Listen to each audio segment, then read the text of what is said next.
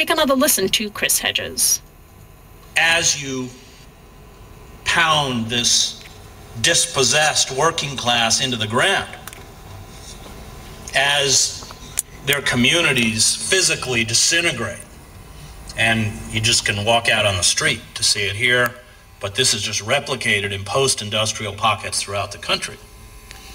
You bring with it all of the attendant problems: substance abuse, domestic abuse, depression, and the real world, in essence, the world, the reality-based world, increasingly becomes unbearable.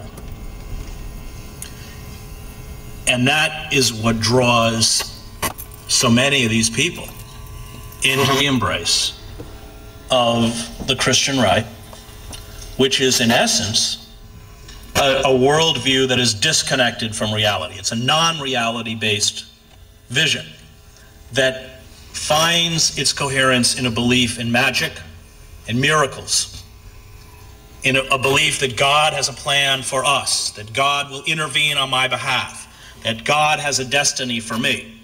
And I learned when I spent 2 years writing my book on the Christian right that you can't push these people, because the rage or the anger that you engender is the anger of someone who is terrified of being pushed back into that reality-based world that almost killed them. And that explains their love of apocalyptic violence. They relish the thought that all of those secular forces that almost destroyed them will one day be physically destroyed, as well as everybody who was a part of that culture.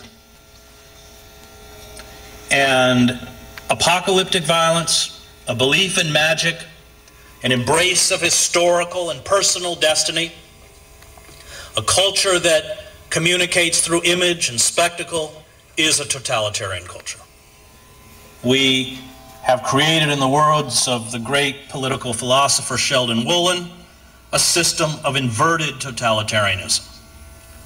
Inverted totalitarianism is different, he writes, from classical totalitarianism.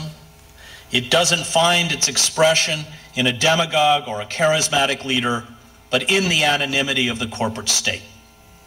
In inverted totalitarianism, you have corporate systems that purport to pay loyalty and fealty to the Constitution and electoral politics and the language and iconography of American patriotism and nationalism, but have so corrupted the levers of power as to render the citizens impotent.